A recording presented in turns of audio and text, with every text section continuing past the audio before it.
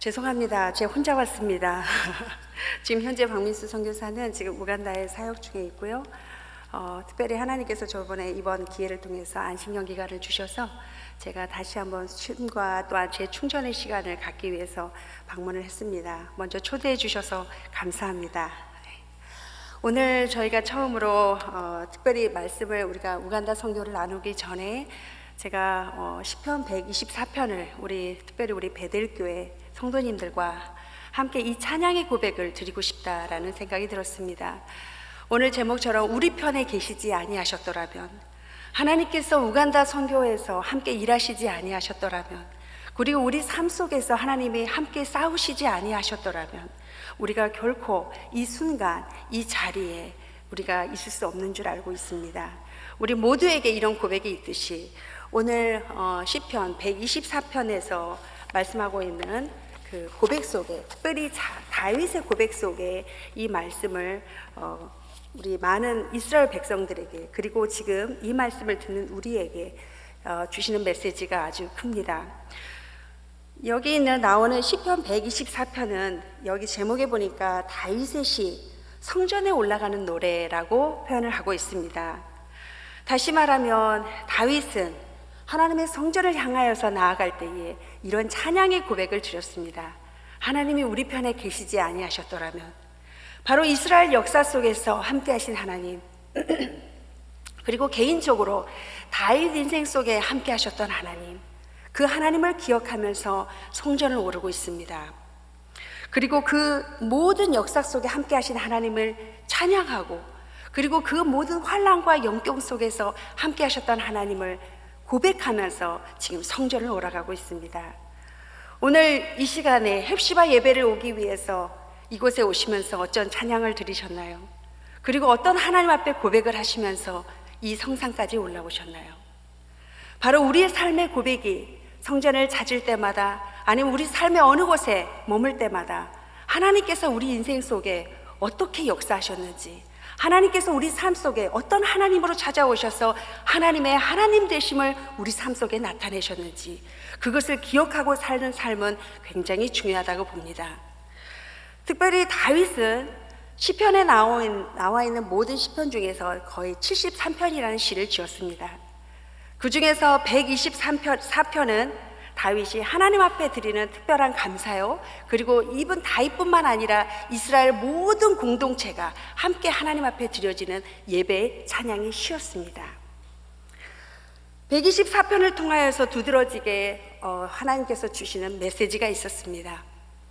오늘 말씀을 통하여서 하나님께서 주시는 메시지 가운데 특별히 이 말씀을 통하여서 주시는 메시지는 첫 번째, 절대적인 구원자 되신 하나님과, 그리고 절대적인 도움이 없이는 살아갈 수 없는 우리의 존재를 이곳에서 발견할 수 있습니다. 1, 2절에서 거듭 강조하며 이스라엘은 이제 말하기를 여호와께서 우리 편에 계시지 아니하셨더라면 우리가 어떻게 하였으랴.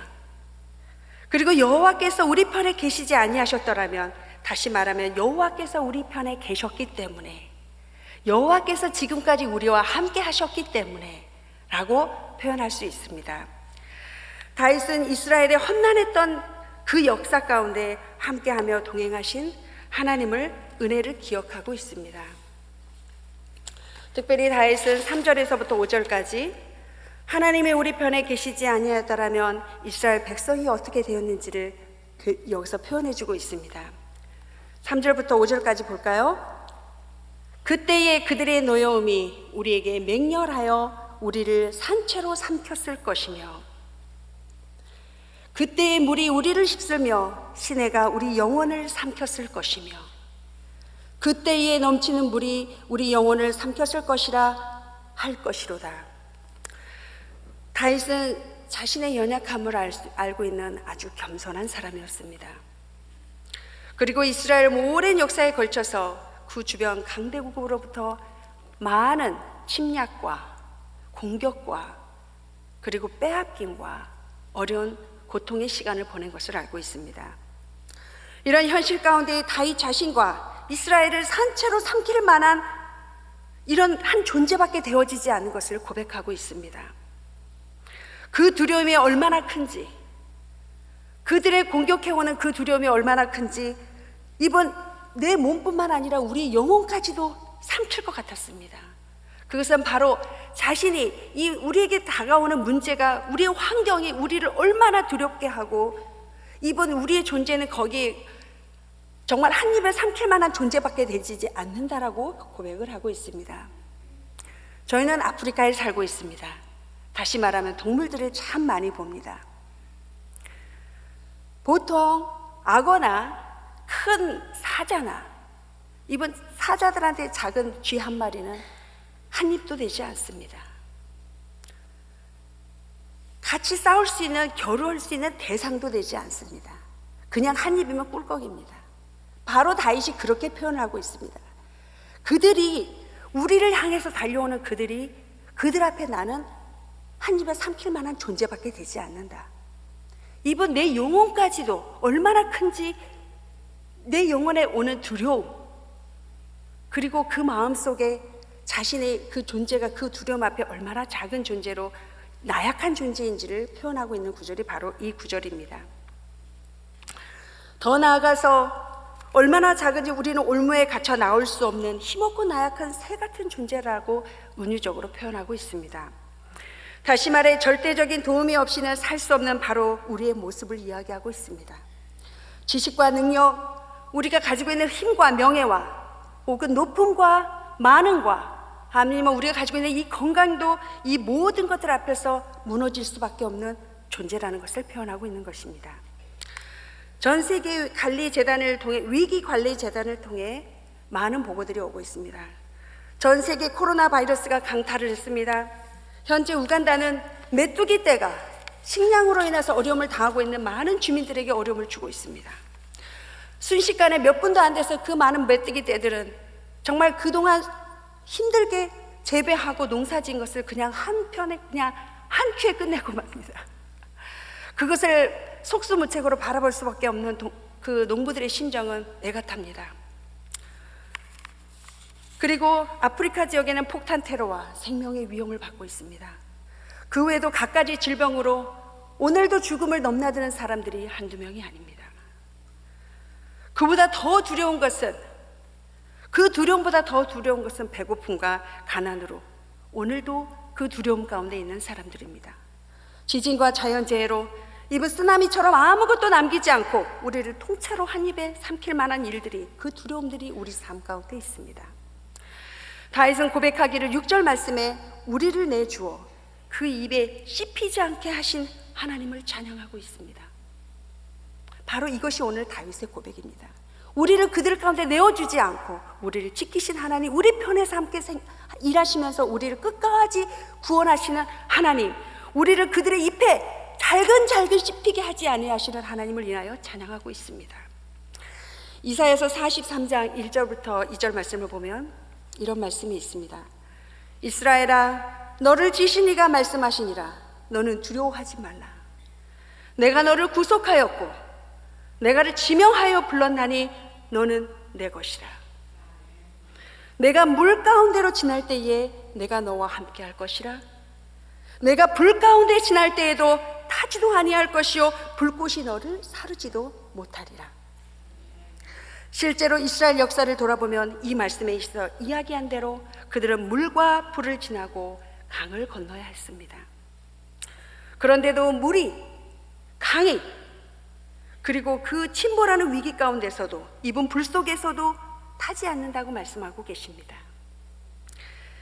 다윗은 오늘 마지막 8절을 통해서 말씀하고 계십니다. 우리의 도움은 바로 천지를 지으신 여호와 이름에 있도다. 다 같이 한번 읽어볼까요? 시작. 우리의 도움은 천지를 지으신 여호와 이름에 있도다. 다시 한번 읽겠습니다. 우리의 도움은 천지를 지으신 여호와에게 있도다. 아멘. 만약 지금까지 삶 가운데 당한 고난과 고통과 혹은 이런 환난을 통과하며 다윗의 고백처럼 여호와께서 우리 편에 계시지 아니하셨더라면, 이런 고백을 하는 성도님들이 계십니까? 이제 우리의 고통을 우리의 걸음으로 바꿔야 합니다. 그 고통을 통과하고 있는 사람들에게 고통을 지날 수 있는 디딤돌이 되어야 합니다. 그리고 지금 이 순간 124편의 찬양을 바로 나의 찬양으로 드릴 수 있다면 그 누군가의 디딤돌이 되어줄 수 있는 사람입니다. 특별히 오늘 124편을 나누며 절대적인 하나님의 도움으로 올 수 없었던 바로 우간다 장애 선교. 지난 시간 7년이란 시간을 돌아볼 때 정말 하나님의 은혜가 아니었으면, 하나님이 우리의 편에서 함께 싸우시지 아니하셨다면, 함께 일하시지 아니하셨다면, 함께 우리와 한 스텝 한 스텝을 걷지 않으셨다면 결코 할 수 없었던 일임을 다시금 이 자리에서 고백합니다. 작년 목사님과 우리 김한효 목사님과 베델 비전 트립 팀이 우간다를 방문했었습니다. 그곳까지 오는 것이 얼마나 멀고 긴 시간을, 그리고 얼마나 많은 에너지를 요하는 것을 알기에 특별히 오시는 분들에 대해서 너무 감사한 마음이 큽니다. 근데 특별히 저희 베델교회 김한효 목사님 다녀가시고 베델 팀들이 다녀간 후에 돌아가면서 참 너무 개인적으로 죄송했습니다. 왜냐하면 참 오랜 시간을 왔지만 정말 그 부모의 마음의 입장에서 자식이 왔을 때 맛있는 거 많이 해주고 뭔가를 뿌듯하게 잘 대접을 도우면 우리 자식이 돌아갈 때 마음이 편한 것처럼, 그래도 미안한 마음이지만 그래도 그 사랑하는 마음이 있는데 그렇지 못한 부분이 참 너무 아쉬움이 컸습니다. 하지만 하나님께서 그곳에 방문해 주시고 또한 보내주시고 이곳에 또한 우리를 그곳에 있는 동안에 하나님께서나 일하심을 또한 우리가 방문하는 그 팀들을 통해서, 그 사랑을 통해서 다시 한번 재확인을 합니다. 자, 이 시간 하나님께서 우간다 선교 가운데 일하신 하나님, 어떻게 그 하나님께서는 우리 편에 일하시고 우리와 함께 하셨는지를 이 시간 잠깐 나누도록 하겠습니다. 조금 전에 우리 주성필 목사님께서 말씀하신 것처럼 저희는 4년 동안 특별히 그 수도권 지방 도시에서 사역을 마치고 그 다음에 우간다 국경 쪽으로 저희가 이동을 했습니다. 딱 지금 지도에서 보시면 케냐와 우간다 그 중간 보더라인에 저희가 머물고 있습니다. 그래서 이 끝자락까지 찾아오시기에 힘드셨던 겁니다. 저희 수도에서 공항에서 한 7시간 정도, 그 정도 거리에 저희가 지금 현재 머물고 있습니다. 하나님께서 새로운 사역을 다시 재개척 사역을 시작하시면서 새로운 멤버, 우간다 팀 멤버를 주셨는데, 저희는 서로 나라도 같고 나라도 다르고 언어도 틀리고 이번 자란 환경도 틀리고 문화도 틀리고 백그라운드 틀립니다. 하지만 하나님께서 우리에게 주신 같은 한 마음, 우간다 장애인들을 향한 그 마음 하나, 그것 때문에 지금은 한 팀이 돼서 함께 일을 하고 있습니다. 저희가 부시아 땅으로 저희가 지금 머물고 있는 지역이 부시아 디스트릭인데요. 부시아 디스트릭은 케냐와 우간다 국경 라인에 있습니다. 동쪽의 끝자락입니다. 이곳까지 가는 동안에 쉽지 않은 시간들이 있었습니다. 선교적으로 계속 해야 되냐 말아야 되냐는 기로 앞에 섰을 때 하나님께서는 부시아 끝자락까지 저희 가족을 인도해 가셨습니다. 특별히 다른 사역지를 놓고 기도할 때 동서남북 하나님 어디로 갈까요? 조금 전에 제가 지도에서 봤던 것처럼 하나님 수단 쪽으로 갈까요? 케냐로 갈까요? 콩고로 갈까요? 루안다로 갈까요? 동서남북 지도를 펼쳐놓고 하나님 어디로 갈까요? 하나님께서 인도하시는 땅, 그 다음에 하나님의 백성들이 하나님의 복음을 기다리는 그 곳이 어디 있는지 놓고 기도할 때에 저희가 리서치를 떠나는 첫날 저희는 남수단 쪽 국경 쪽으로 가기로 결정을 하고 사역 리서치를 시작했습니다. 왜냐하면 북쪽으로 가려고 했던 이유는 그쪽 지역에 무슬림 쪽으로 진행하려는 생각 때문에 북쪽으로 가려고 했습니다. 그런데 그때에 가는 첫날 저희가 교통사고가 났습니다. 막내 조혜리를 뒤에 차에 태우고 박성교사와 저와 함께 갈 때에 마주오는 트레일러가 저희 차를 치면서 저희가 벼랑 끝쪽으로 바퀴에 거의 길 끝에 저희 바퀴에 저희 몸을 싣고 정말 떨어지느냐 마냐의 기로 앞에 있었습니다. 너무 낙심스러웠습니다. 특별히 선교를 더 진행해야 될까 말아야 될까라는 기로 앞에 났던 사고였기 때문에 더 낙심스러웠습니다. 아, 하나님이 하지 말라는 사인이구나. 이건 하나님의 뜻 가운데 있지 않은 일이었구나. 너무 좌절스러워서 저희는 겨우겨우 몸을 그 차 안에서 끄집어내고, 그 다음에 밧줄을 묶어서 차를 끄집어내고, 그래서 겨우 다시 돌아와서 다시 마음을 재정비하고, 그래도 다시 한번 다른 데로 가보자 해서 루안다 국경을 갔고, 세 번째 찾은 국경이 바로 케냐 국경 부시아 땅입니다. 그렇게 해서 시작한 선교, 정말 하나님께서 그 위기의 순간에 저희 안에서 그 두려움으로, 이분 정말 저희가 당한 그 고통 때문에 이 일을 포기했다면 저희는 아마 이 부시아 땅 끝자락까지 미치지 못했을 것입니다. 하나님께서 이 땅 가운데 저희에게 다시 한번 미션 포 디서빌리티 장애 선교를 선포하고, 그 땅에서부터 다시 사역을 재정비하고 시작을 했습니다. 이것이 바로 2년 전 2018년도부터 이곳에서 다시 1년 동안 정착을 하기 위한 준비를 하고, 2019년도 완전 이주를 했습니다. 온 가족이 살 집을 찾았고 함께 머물 곳을 찾았습니다. 그때에 우리 첫 방문팀들이 바로 베델교회 팀들이었습니다. 그렇기 때문에 너무 위로가 됐습니다. 하나님의 사인처럼 느껴졌습니다. 너희들이 포기하지 말고 계속 가라는 사인으로 느껴졌습니다. 그때 그 끝자락까지 와준 우리 팀들이 얼마나 감사하고 얼마나 감사한지 정말 지금도 그 감격을 잊을 수가 없습니다. 그곳에서 처음 시작했던 사역은 바로 House of Blessing, 축복의 집 사역을 시작을 했습니다. 왜 축복의 집 사역을 시작하게 됐냐면, 저희가 가장 어려운 위기 가운데 순간에 한 선교사님부터 연락이 왔습니다. 바로 한 정신지체 장애인이 그 지역에서 길에서 자다 보니까 온몸에 지거를 아시는지 모르겠는데, 온몸에 그 벌레들이 이 피부에 알을 까서 온몸으로 이 안에 요충들이 이 피부 안에 있는 것이 바로 지거입니다. 늘 길에서 자다 보니까 흙에서 나오는 그런 많은 벌레들이 상처난 지역에 알을 까다 보니까 머리끝부터 발끝까지 입은 구석구석이 썩어가기 시작했습니다. 그 장애인을 도와달라는 메시지였습니다. 저희로부터 5시간 떨어져 있는 지역에서. 그때는 저희 삶조차도, 우리 지금 상황조차도 어려운 상황이었습니다. 언젠가 우리 상황이 괜찮아지면 도우리라 생각했는데, 재작년 4월에 전화가 왔습니다. 그 친구가 길에서 죽었다고 했습니다. 너무 미안했습니다. 그때 지역에 있었던 한 리더들이 요청하기를, 만약에 와서 너희들이 시멘트로 된 집 하나, 만약에 그가 머물 수 있는 장막 하나 지어준다면 이 친구는 길에서 자지 않을 것이다. 그리고 이 친구는 저러고도 지거 때문에 고생하지 않을 것이다. 그 친구를 불러다가, 어렵게 그 깊은 지역에 가서 그 친구를 불러다가 온몸에 지거를 병원에 집어넣어서 일주일을 뺐습니다. 그리고 다시 돌려보냈습니다. 그게 제가 할 수 있는 최선이었습니다. 그렇지만 언젠가 그를 향해서 우리 상황이 좋아지면 집을 지어주리라 생각을 했는데, 집을 지어주기도 전에 그 친구는 벌써 세상을 떠났습니다. 부시아 지역에 들어가 보니 바로 장애는 그런 것이었습니다. 저주를 받아 장애가 되었다고 버려진 아이들, 그리고 장애인들 가족들을 위해서 바로 집을 짓기 사역을 바로 시작하게 되었습니다.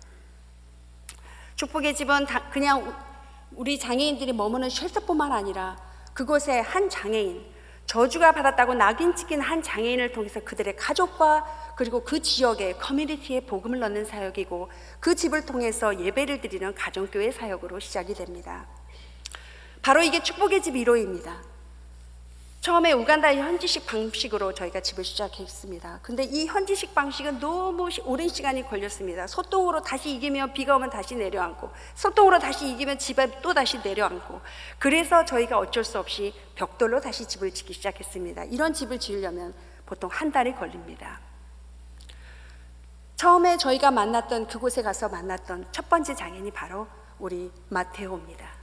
마테오는 16살, 당시 저희가 만났을 때는 주방 한켠에 밥을 하는 그 흙바닥에서 온몸에 옷을 다 벗은 채로 바닥에 포대 하나 깔고 누워 있었습니다.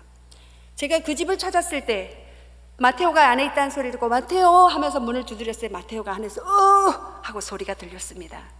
마테오는 16살 뇌성마비, 말라리아로 바로 뇌성마비가 된 장애인 형제입니다. 근데 그 집에는 4명의 아들이 있었습니다. 첫 번째 아들, 두 번째 아들, 셋째 아들은 다 건강했는데 무슨 영문인지 먼저 죽게 됐고, 마지막 남은 막내 아들 마테오 하나, 바로 마테오가 그 집에 남은 유일한 아들이었습니다. 그러니 동네 사람은 생각했습니다. 아, 이 집에는 뭔가 문제가 있어. 남편도 먼저 갔습니다. 남편도 보내고 건강한 자식 셋도 다 보내고 남은 마테오와 함께 살아가는 엄마는 동네에서도 외면을 당했고 이번 친척들한테도 외면을 당했습니다. 그때 처음 마테오 집을 1호로 지어지면서 그 아이를 위해서 바로 축복의 집, 이 집은 더 이상 저주의 집이 아니라 하나님의 복음이 임한 집이고 하나님이 함께하는 집이다 해서 바로 축복의 집이 된 것입니다. 축복의 두 번째 집은 보니의 집입니다. 옆에 그림에 보면 벽돌집 바로 옆에 있는 그 쓰러져가는 흙집이 바로 보니가 살고 있었던 집이었습니다. 보니는 어렸을 때 어머니 아버지가 할머니에게 남기고 떠나서 지금까지 부모님은 돌아오지 않았습니다. 역시 보니도 어려서부터 장애가 되었지만 부모님은 어찌된 영문인지 보니를 할머니 집에 놔두고 떠났습니다. 보니는 할머니와 살면서도 또한 할머니는 보니를 키우면서도 정말 그 마음에 아픔이 있었습니다.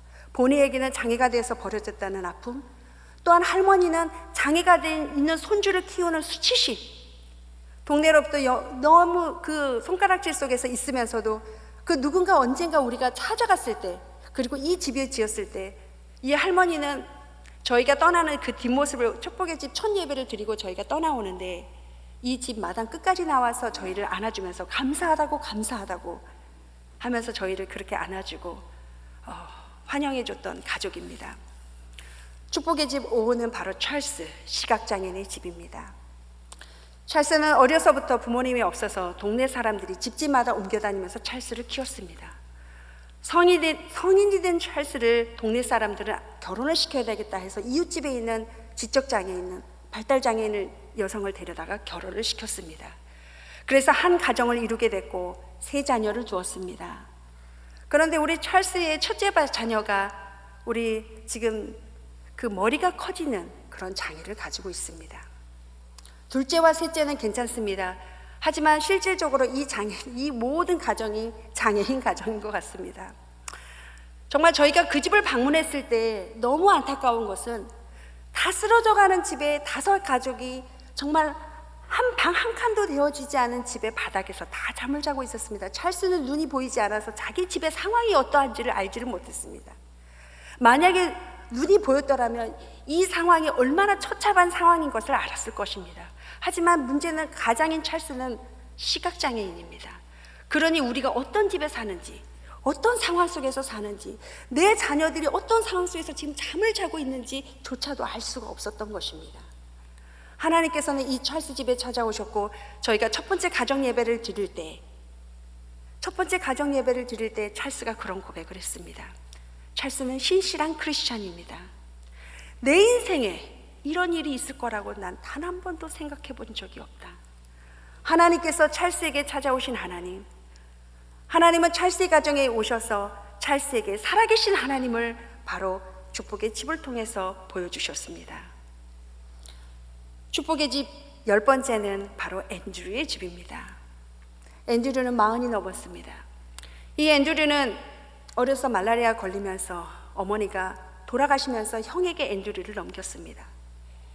저희가 앤드류 집을 방문했을 때 바로 옆에 흙집에 있었던 것이 바로 앤드류가 살고 있었던 집입니다. 앤드류는 누구랑 살았어요? 염소랑 살고 있었습니다. 염소, 동물들이 자는 한켠에서 바닥에 깔개를 깔고 그곳에서 잠을 자고 있었습니다. 아니 왜 너의 형제를 이 동물들과 함께 머물게 했느냐라고 물었을 때 그 형이 대답했습니다. 앤드류는 대소변 처리를 하지 못하게 되면 자기 아이들이 그가 그 지저분한 상황 속에서 자기 아이들이 만지고 병이 갈릴까 봐 어쩔 수 없어서 머물 곳이 없어서 동생을 그곳에 머물게 했다고 했습니다. 저희가 맨 처음에 그 집을 다 마치고 첫 예배를, 가정 예배를 드리는 그날 앤드류가 입을 열었습니다. 많은 사람들이 놀랐습니다. 앤드류는 고백했습니다. 카톤다 브론지는 좋으신 하나님이라는 뜻입니다.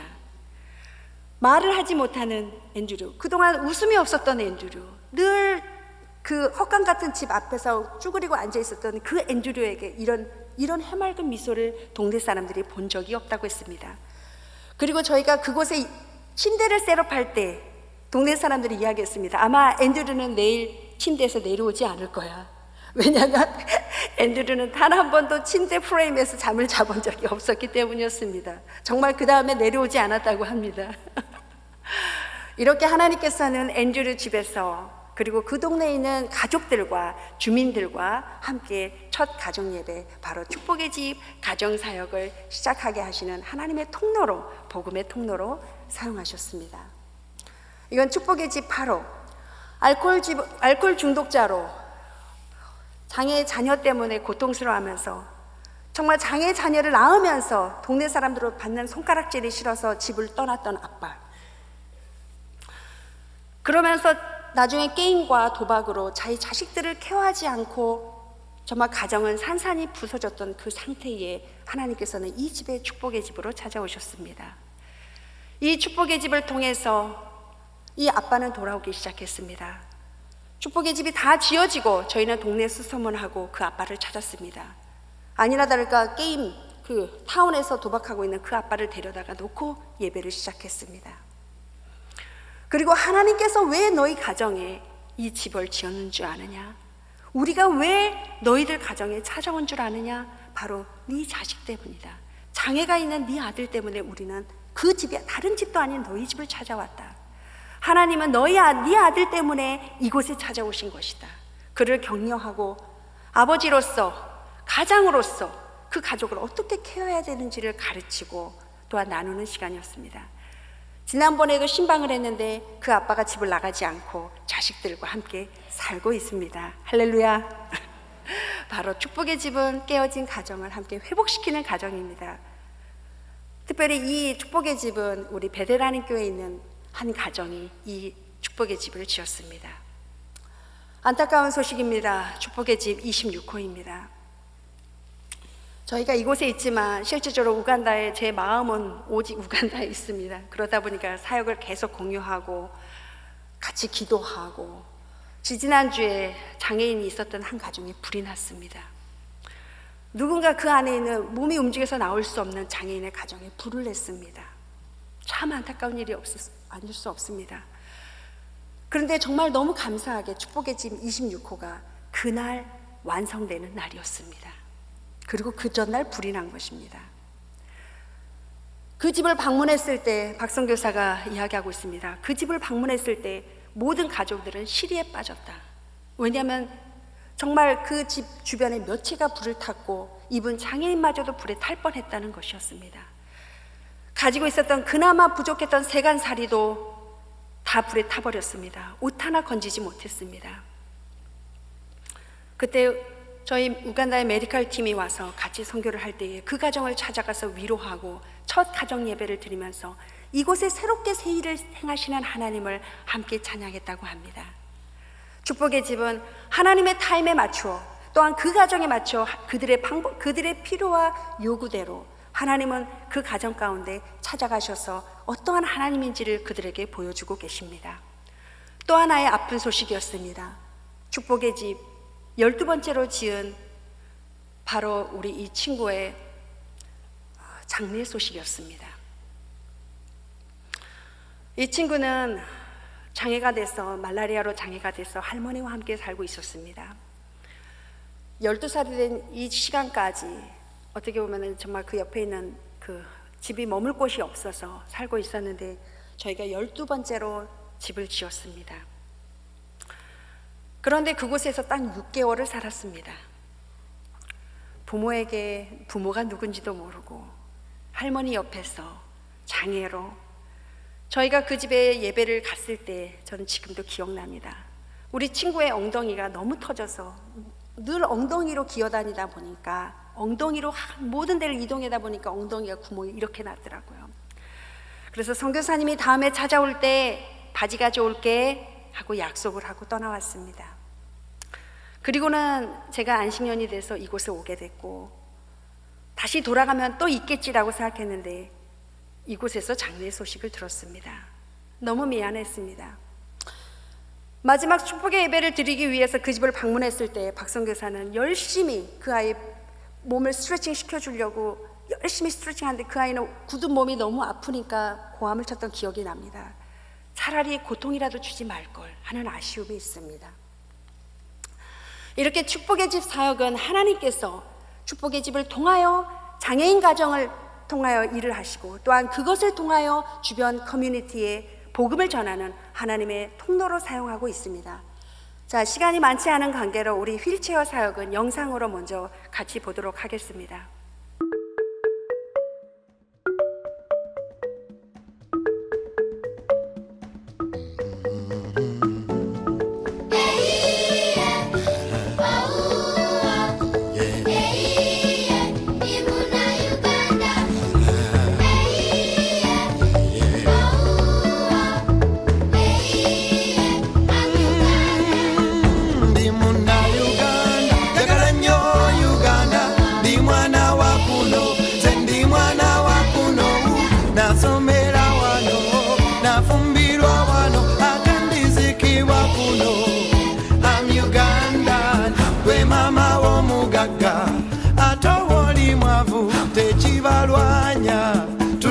Uganda yadosula mukatango yochakasoliwo tochawansiyo yuwe Uganda nebogende bulaya nowaso muzungu nze nempaso musoga tekikukyusa yadde nyindo yoli mpanvu ate yoli nyimpi temutusosola. We are brothers, etoke ne chinyebwa lumonde ne kawo yemmere ya kuno jagala nnyo Uganda ndi munna Uganda jagala nnyo Uganda ndi mwana wa kuno nze ndi mwana wa kuno nasomera wano nze nkolera wano ate ndizikibwa kuno yadde emyala giwunya my motherland, I love Uganda. Waliwo lwovuga nogwa mukinya enguudo za kuno eyo ye Uganda. Nze nenkero okukola gwolinda kunyaga oliba otya naye. Let's work together. Otemula otya omwana yadde tomuzaala oyo omwana wo naye. Let's love the children. Ngoyagala okutema genda otema ebiku tulekewo Uganda. Let's save Uganda. Ndi munna Uganda jagala nnyo Uganda ndi mwana wa kuno nze ndi mwana wa kuno nasomera wano ndifumbirwa kuno nze ndizikibwa kuno. I'm Uganda.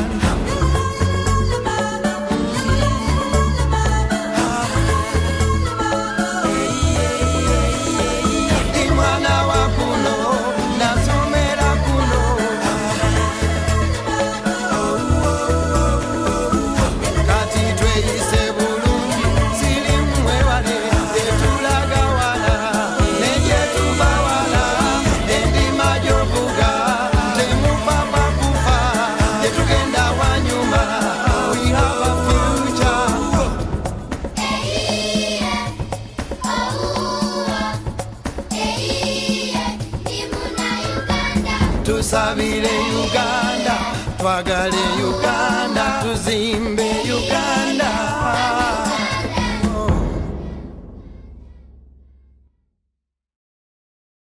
이렇게 휠체어 사역은 아우르치 사역은 부시아에 있는 16개의 시를 저희가 트럭에 휠체어와 장애인들이 사용해야 될 재활 도구를 가지고 각 지역마다 들어가고 있습니다.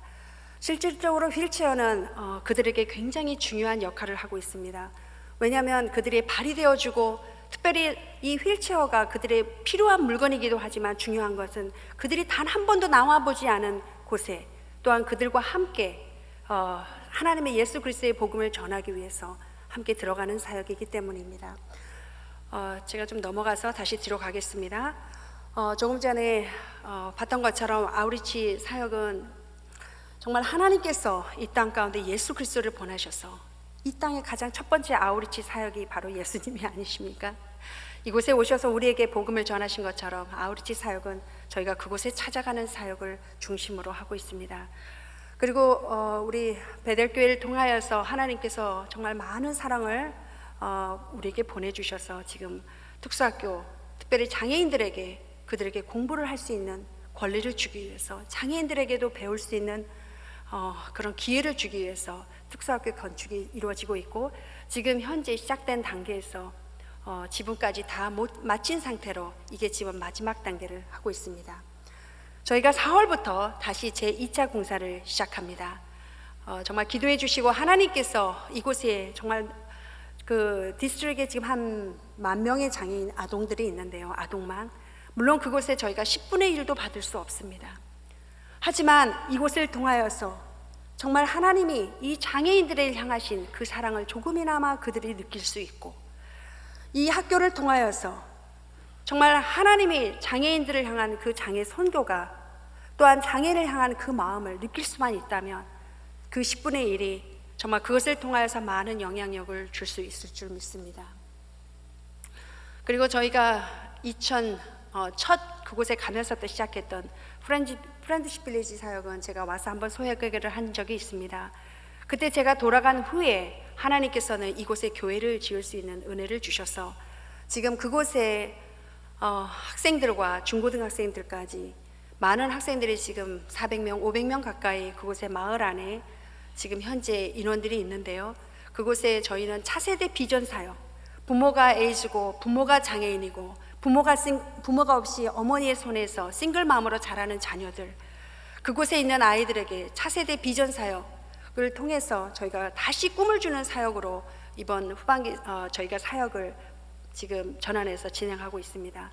여전히 저희 함께 나아가는 음식은 계속 진행되고 있으며, 또한 그곳에 장애인들과 특별히 에이즈 환자들에게 한 달에 한 번씩 푸드뱅크가 그곳에서 진행되고 있습니다. 작년 크리스마스 때 하나님께서 귀한 은혜로 소 한 마리를 보내주셔서 저희가 그곳에서 또 600명의 아이들이 소 한 마리로 크리스마스 잔치를 했습니다. 제가 저번에 선교 편지를 쓰면서 그런 글을 소개한 적이 있습니다. 크리스마스에 캐롤 하나 울리지 않은 그곳에 2년 전부터 그 교회가 세워지면서 크리스마스 사역이 시작됐습니다. 아무런 관련도 없는 크리스마스, 그들의 삶 가운데 크리스마스는 일반 똑같은 날과도 전혀 다름이 없는 그런 날이 이제는 우리 이 프렌드십 빌리지에 사는 아이들에게는 특별한 날이 되었습니다. 지금은 이제는 아이들이 그곳에 많은 사람들이 그런 질문을 합니다. 아니, 이 마을에 무슨 일이 생긴 거야? 왜 이렇게 많은 축제와 파티가 이곳에서 나올 수 있는 거야? 바로 그곳에 그리스도의 복음과 교회가 세워졌기 때문에 바로 이런 일들이 있는 줄 압니다. 마지막으로 시간이 없어서 1분만 더 사용하겠습니다. 저희가 앞으로 하나님께서 주신 부시아 땅, 그곳에 하나님이 세우시려고 하는 하나님의 마음과 또한 우리의 비전이기도 합니다. 그곳에 우간다 가나안 빌리지 장애인 공동체 마을을 준비하고 있습니다. 특별히 장애인들을 통해 복음을 전하는 신앙 공동체, 장애인들과 과득들이 함께 더불어 살아가는 행복한 삶의 공동체, 장애로 인한 약함이 하나님의 강함을 나타내는 비전 공동체, 바로 하나님께서 주시는 우간다 장애 선교를 향한 비전이요, 또한 이 장애 선교를 가장 약한 자들을 통하여 하나님의 가장 강함을 나타내는 귀한 미션이 되어지기를 소원하고 기도하고 있습니다. 하나님께서는 우리에게 우간다를 한 가족으로 삼게 해주셨고 한 민족으로 삼게 해주셨습니다. 이 땅에 하나님께서 보내신 우리 그 누구 하나 귀하지 않은 존재가 단 하나도 없습니다. 특별히 우간다 장애 선교를 통하여 하나님께서 정말 우리가 할 수 있는, 우리에게 주신 사명은 그들과 함께 가족이 되어서 살고 그들이 너희들도 귀한 존재라는 것을, 우리도 하나님 앞에 속한 자라는 것을 선포하는 일이며 그들이 하나님 백성, 그곳에 하나님 나라가 이루어지게 하는 것이 바로 우리의 사명입니다. 이를 위해서 우리 베들교회가 함께 기도해 주시고 동역해 주셔서 감사를 드리고, 또한 이 자리를 통해서 함께 나눌 수 있는 기회를 주셔서 감사합니다. 7년 동안 행하신 모든 하나님, 우간다에 행하신 모든 일들을 하나님 앞에 영광을 돌리며 마치도록 하겠습니다. 감사합니다.